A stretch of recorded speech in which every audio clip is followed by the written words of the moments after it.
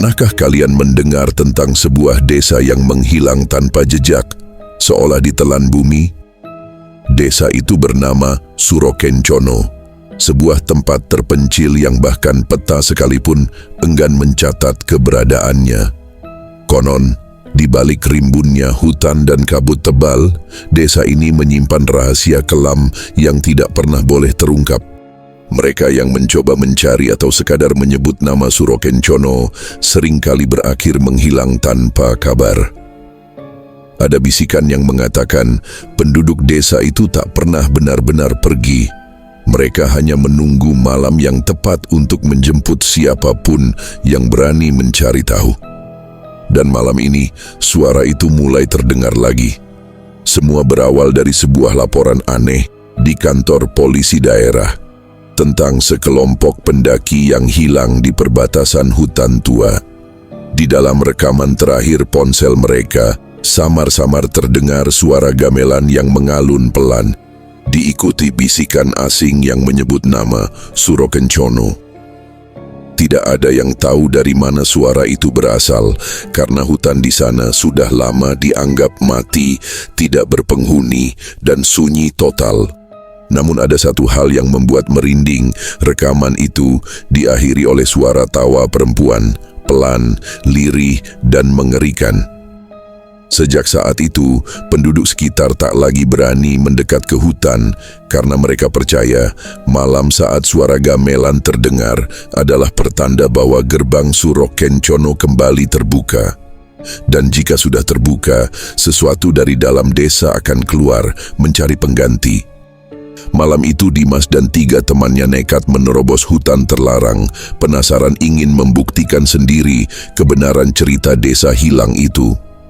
Mereka menyiapkan senter, GPS, dan peralatan pendakian, berpikir semua bisa diatasi dengan logika. Tapi begitu mereka melangkah lebih dalam, kabut mulai turun dengan tebal, menelan suara, cahaya, bahkan sinyal ponsel mereka. Anehnya, di tengah hening mencekam itu, suara gamelan mulai terdengar. Samar, tapi jelas, mengalun di antara desiran angin. Langkah mereka terhenti saat samar-samar dari balik kabut muncul bayangan rumah-rumah tua dengan lampu minyak yang masih menyala. Desa itu berdiri di depan mereka, seolah tidak pernah menghilang, seolah memang menunggu kedatangan mereka. Dimas berbisik pelan, "Apa ini Surokencono?" Dan dari balik salah satu rumah, terdengar suara pintu kayu berderit terbuka, diikuti suara pelan seorang perempuan yang berkata, "Selamat datang, kami sudah lama menunggu kalian." Langkah kaki mereka berat, seperti dipaksa maju oleh sesuatu yang tak terlihat, melewati jalan setapak desa Surokencono yang dipenuhi daun kering dan bau anyir yang menusuk. Rumah-rumah di kiri kanan berdiri diam, kusam dan berlumut, tapi dari balik jendela, sepasang mata mengintip tanpa berkedip, mengikuti setiap gerakan mereka. Suara gamelan masih terdengar, namun kali ini iramanya berubah, seperti menuntun mereka ke arah tengah desa, ke sebuah pendopo tua yang lantainya penuh bercak merah kehitaman. Di tengah pendopo, sebuah keranda kayu tergeletak dan lilin-lilin kecil menyala melingkari peti itu, seolah ada ritual yang belum selesai. Tiba-tiba, suara perempuan yang tadi terdengar kembali, namun kini lebih dekat, berbisik di telinga Dimas, "Kalian datang tepat waktu, karena yang kami tunggu belum lengkap." Dimas menoleh panik, tapi di saat yang sama, satu persatu temannya mulai berjalan pelan menuju keranda, seakan-akan mereka sudah kehilangan kendali atas tubuh sendiri. Dimas mencoba berteriak, tapi suaranya seakan lenyap ditelan udara, sementara dari balik bayangan pendopo, sosok-sosok tinggi berwajah kosong mulai bermunculan, mengelilingi mereka, menyambut dengan senyuman aneh yang membuat darah terasa membeku. Tubuh Dimas gemetar, langkah kakinya kaku seolah ditarik oleh kekuatan yang tak terlihat. Sementara sosok-sosok berwajah kosong itu semakin mendekat, mengelilinginya dalam diam, hanya menatap tanpa suara. Di sudut matanya, ia melihat temannya, Reno, perlahan membuka tutup keranda kayu itu. Dan dari dalamnya, bukan mayat yang muncul, melainkan sebuah gulungan kain kafan lusuh yang tampak bergerak-gerak, seperti ada sesuatu hidup di dalamnya. Suara gamelan berubah semakin cepat. Dentingnya tak lagi terdengar indah, melainkan menyerupai panggilan yang memaksa jiwa untuk keluar dari tubuh. Angin berembus lebih kencang, kabut menebal hingga pandangan Dimas mulai gelap. Lalu suara perempuan itu kembali terdengar, lebih jelas, lebih dekat. Dan kali ini ia bisa melihat wujudnya. Sosok wanita dengan gaun pengantin penuh tanah. Wajahnya pucat, matanya kosong, namun bibirnya tersenyum lebar, berbisik di telinga Dimas. "Kau sudah melewati batas, Dimas. Tak ada jalan pulang dari Surokencono." Detik itu juga, lonceng dari menara tua desa berdentang pelan, pertanda ritual sudah dimulai, dan satu-satunya jalan keluar hanya bisa ditemukan jika kau bertahan hingga fajar. Suara lonceng tua itu berdentang 9 kali, dan setiap dentangnya membuat udara di desa Surokencono semakin berat, seperti menekan dada Dimas hingga sulit bernapas. Sosok-sosok berwajah kosong itu perlahan mulai bergerak, berjalan memutar mengelilingi pendopo, membentuk lingkaran yang sempurna, seolah mengunci Dimas dan teman-temannya di tengah-tengah. Di sisi lain, Reno yang masih berdiri di dekat keranda, tiba-tiba terdiam kaku, matanya menatap kosong ke arah gulungan kain kafan yang kini perlahan terbuka sendiri, memperlihatkan bagian dalamnya. Bukan mayat, melainkan tumpukan rambut hitam panjang yang tampak basah. Dan dari balik rambut itu muncul sebuah wajah pucat dengan bola mata putih melotot ke arah Dimas. Jantungnya berdegup kencang, tapi tubuhnya tak bisa bergerak, seolah tanah di bawahnya berubah menjadi tangan-tangan tak kasat mata yang mencengkeram kuat pergelangan kakinya. Dalam ketakutan yang memuncak, ia baru sadar satu hal yang jauh lebih mengerikan. Jam di ponselnya menunjukkan pukul 3:15. Waktu yang sama sejak mereka pertama kali memasuki desa, seolah waktu berhenti. Seolah mereka terjebak dalam ruang yang bukan lagi milik dunia nyata. Dan di antara suara gamelan yang kembali mengalun pelan, terdengar suara lirih perempuan itu. "Ini baru permulaan, Dimas. Kau akan lihat siapa yang sebenarnya memanggilmu ke sini." Dimas menatap wajah pucat yang keluar dari gulungan kain kafan itu. Tubuhnya gemetar, tapi matanya tak bisa berpaling, seolah wajah itu menarik seluruh kesadarannya perlahan-lahan. Di sela alunan gamelan yang semakin pelan, terdengar suara tawa kecil, tawa seorang perempuan yang bergema di setiap sudut desa. Seperti datang dari segala arah, membuat bulu kuduk berdiri. Dari kejauhan samar-samar muncul bayangan sosok wanita bergaun pengantin yang tadi, berjalan pelan di antara kabut, mendekat dengan langkah lambat namun pasti. Sementara satu persatu temannya, Reno, Sari, dan Aldi, mulai berlutut menghadap ke arah keranda, menunduk seperti tanpa jiwa. Dimas ingin berteriak, ingin berlari, tapi kakinya seperti tertanam dalam tanah, napasnya semakin sesak. Dan di tengah rasa panik itu, ia mendengar bisikan baru, kali ini berbeda, lebih berat, lebih tua, dan jelas berasal dari balik keranda. "Selamat datang di tempat di mana hidup dan mati tidak lagi berbeda. Surokencono adalah rumah barumu." Kabut semakin tebal, pendopo seakan menghilang dalam putihnya, dan saat kabut perlahan menipis, Dimas mendapati dirinya berdiri di depan gapura tua berlumut dengan tulisan samar-samar, "Selamat datang di desa Surokencono." Tapi anehnya ia sendirian, teman-temannya sudah tidak ada, seolah sejak awal hanya dia yang datang. Dimas berdiri kaku di depan gapura tua itu. Dadanya naik turun menahan ketakutan. Matanya memandang sekeliling.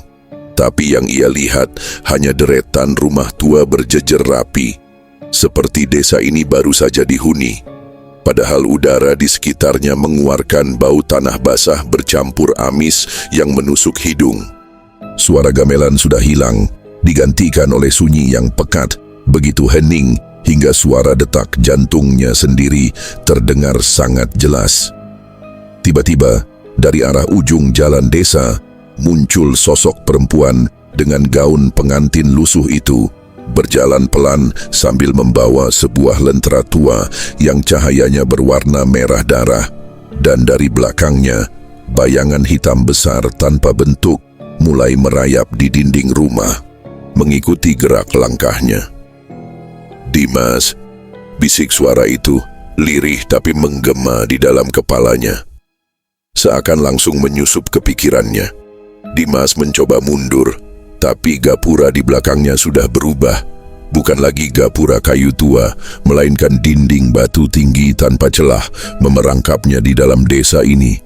Ketika ia menoleh ke depan, wanita itu sudah berdiri hanya beberapa langkah di depannya, mengangkat lentera merah itu tinggi-tinggi, dan perlahan dari balik cahayanya, satu persatu wajah temannya muncul di udara, pucat, mata melotot, seolah memanggil-manggil namanya, seolah meminta tolong. Tapi suara mereka tidak pernah terdengar. Tubuh Dimas mulai melemah, kakinya gemetar, napasnya tercekat. Sementara wajah-wajah temannya terus menatapnya dari balik cahaya lentera merah itu, pandangan mereka kosong dan penuh luka, seakan terperangkap di antara hidup dan mati. Suara bisikan perempuan itu semakin jelas, kini berbisik tepat di telinganya meski sosoknya masih berdiri beberapa langkah di depan. "Mereka sudah memilih, sekarang giliranmu." Perlahan, bayangan hitam raksasa di belakang wanita itu merayap mendekat, membungkus atap-atap rumah, menutup langit malam yang semula kelam menjadi lebih pekat, membuat dunia di sekelilingnya seperti lenyap, menyisakan hanya desa itu dan dirinya. Dari sudut matanya, Dimas melihat keranda kayu yang tadi sempat terbuka, kini berada di sampingnya, entah sejak kapan berpindah tempat, dan di atasnya tergeletak sebuah cermin kecil berbingkai kayu tua yang retak. Dalam pantulan cermin itu, Dimas melihat sosok dirinya sendiri, atau lebih tepatnya, bayangan dirinya yang mengenakan baju pengantin penuh tanah, berdiri di sisi wanita itu, tersenyum tanpa ekspresi. Dimas mulai menyadari, semakin lama ia berada di sini, semakin samar ingatan tentang dunia luar, seolah desa ini perlahan-lahan menghapus siapa dirinya yang sebenarnya, dan membuatnya menjadi bagian dari Suro Kencono. Di tengah kepanikan yang membuat tubuhnya lemas, Dimas mencoba menutup matanya, berharap semua ini hanya mimpi buruk yang akan berakhir saat ia membuka mata. Tapi suara gamelan tiba-tiba kembali terdengar. Kali ini lebih dekat, seolah sumber suaranya berada tepat di belakangnya. Perlahan ia menoleh, dan matanya langsung membelalak saat melihat deretan penduduk desa yang berdiri kaku dalam diam, mengenakan pakaian adat berwarna kelam. Wajah mereka pucat tanpa bola mata, hanya rongga kosong hitam yang menatap lurus ke arahnya, seolah menghakimi, seolah menuntut sesuatu yang tidak ia mengerti. Di antara kerumunan itu, seorang lelaki tua dengan tongkat kayu melangkah mendekat. Suaranya serak seperti bisikan angin malam. "Sudah terlambat, nak. Sekali kau injakkan kaki di tanah Suro Kencono, namamu telah dihapus dari dunia." Lelaki itu mengangkat tongkatnya, menunjuk ke dada Dimas. Dan saat ia menunduk, di bajunya telah terjahit sebuah tulisan halus yang baru ia sadari. Tulisan itu berbunyi, "Warga ke-417, Dimas Arya." Tubuhnya seketika lemas, kesadarannya mulai kabur, dan dalam sisa-sisa kejernihan pikirannya, ia melihat bayangan sosok teman-temannya yang kini berdiri di antara para warga desa dengan wajah yang sama kosongnya. Dimas berusaha menolak kenyataan itu, pikirannya kacau, tubuhnya berat seperti ditarik ke dalam tanah yang dingin dan basah. Sementara di sekelilingnya warga desa yang bermata kosong mulai bergerak mendekat dalam diam, melingkari dirinya perlahan, seolah sebuah upacara pengangkatan jiwa baru sedang dimulai. Langit di atas desa Surokencono menghitam total, hanya tersisa satu titik cahaya, lentera merah yang masih tergenggam di tangan wanita bergaun pengantin, yang kini berdiri sangat dekat di hadapannya. Wajahnya retak seperti topeng tua, dan dari celah retakan itu menetes darah hitam yang kental. Suara gamelan berubah menjadi lebih pelan, namun iramanya membuat dada Dimas terasa semakin sesak, seperti jantungnya dipaksa berdetak mengikuti denting yang tak bisa dihentikan. Dari kejauhan, ia mendengar suara seorang anak kecil tertawa. Lalu pelan-pelan suara itu berubah menjadi tangisan lirih yang memanggil namanya berulang kali. Semakin lama semakin jelas, hingga ia menyadari suara itu berasal dari dalam keranda kayu yang kini terbuka lebar di sampingnya. Perlahan, Dimas melangkah mendekat, seolah ada tali tak kasat mata yang menarik tubuhnya, dan saat ia mengintip ke dalam keranda, yang dilihatnya bukan lagi jasad, melainkan dirinya sendiri terbaring dengan mata kosong menatap langit. Jantung Dimas serasa berhenti berdetak saat ia melihat tubuhnya sendiri terbaring kaku di dalam keranda. Kulitnya pucat membiru, matanya terbuka menatap kosong ke arah langit yang hitam, seolah jiwa dan raganya telah berpisah tanpa ia sadari. Tangannya bergetar, keringat dingin mengalir di pelipis, namun tubuhnya tidak bisa bergerak mundur, seakan ada kekuatan yang memaksa dirinya menerima takdir baru yang sudah disiapkan oleh desa ini. Di belakangnya, suara wanita bergaun pengantin terdengar lagi. Kali ini sangat pelan, begitu dekat, berbisik seperti mantra di telinga Dimas. "Selamat datang jiwa ke-417, sekarang kau milik Surokencono." Seketika bayangan warga desa yang bermata kosong berlutut bersamaan. Gamelan berhenti dan udara berubah hening sampai suara detakan jam di menara desa kembali terdengar. Berdentang 2 kali. Perlahan tubuh Dimas merasakan sesuatu yang aneh. Pikirannya seolah terlepas, pandangannya memudar. Namun di detik terakhir, ia sempat melihat seseorang berdiri di antara kerumunan, seseorang yang sangat ia kenal. Seseorang yang seharusnya sudah lama meninggal, ayahnya, tersenyum dengan wajah pucat, menyambutnya tanpa kata. Dimas terpaku menatap sosok ayahnya yang berdiri di antara barisan warga desa itu. Senyum yang dulu ia rindukan kini terasa asing dan mengerikan, sebab wajah ayahnya tampak pucat, matanya kosong, dan tubuhnya berdiri terlalu kaku, seperti boneka yang digerakkan oleh sesuatu yang tak terlihat. Perlahan, ayahnya mengangkat tangan, menunjuk ke arah keranda, lalu berbisik pelan namun jelas di telinga Dimas, "Ida, pulanglah, nak. Rumahmu di sini." Kata-kata itu berputar-putar dalam kepalanya, membuat pikirannya semakin kabur. Ingatan tentang dunia luar perlahan menghilang satu persatu. Wajah ibunya, rumah, sekolah, bahkan namanya sendiri mulai terasa asing, seolah desa ini sedang menghapus dirinya dari realitas. Langkahnya berat, tapi tanpa sadar ia mulai mendekati keranda, sementara suara tangisan dari dalam peti itu semakin jelas. Suara yang kini berubah menyerupai suaranya sendiri, memanggil-manggil untuk segera masuk. Pada saat yang sama, langit di atas desa bergetar pelan. Bayangan hitam raksasa tadi mulai turun perlahan dari atap-atap rumah, mendekap desa Surokencono seperti selimut kematian, seolah mengurung jiwa Dimas selamanya di tempat yang bahkan waktu pun enggan berjalan. Saat bayangan hitam raksasa itu perlahan menelan langit dan keranda di hadapannya, Dimas nyaris kehilangan semua kesadarannya. Pikirannya seperti terhisap ke dalam kekosongan gelap tanpa ujung. Namun di detik terakhir, sebuah kilatan cahaya terang memecah kabut tebal di sekitarnya. Suara gamelan mendadak berhenti, dan tubuhnya seperti dilempar keras keluar dari ruang tanpa nama itu. Saat matanya perlahan terbuka, Ia terbaring di jalan setapak yang mengarah ke gerbang desa. Tubuhnya basah kuyup, nafasnya memburu, dan di tangannya tergenggam sesuatu, cermin kecil berbingkai kayu tua yang sempat ia lihat di atas keranda. Dimas bangkit dengan tubuh gemetar, menoleh ke belakang, dan mendapati desa Surokencono sudah hilang. Yang tersisa hanya hutan belantara dan jalan tanah berlumpur, seolah desa itu tak pernah ada. Ia berlari sekencang mungkin hingga keluar dari area itu. Bertemu warga yang menemukannya di pinggir jalan, pingsan dalam kondisi penuh lumpur dan daun kering. Seminggu kemudian, saat Dimas dirawat di rumah sakit, ia nekat membuka cermin kecil yang masih ia simpan. Dan di pantulan cermin itu, ia melihat keempat temannya berdiri di belakangnya. Dengan wajah pucat dan mata kosong, menatapnya tanpa suara, seolah menunggu giliran mereka untuk pulang.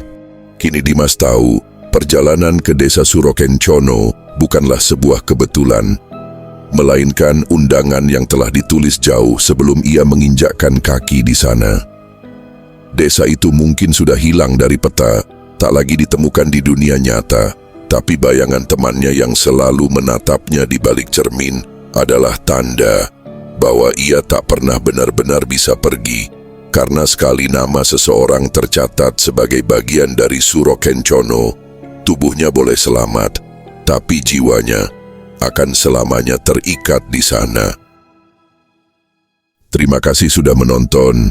Jika kalian suka video ini, jangan lupa like, share, dan subscribe agar tidak ketinggalan kisah-kisah horor lainnya.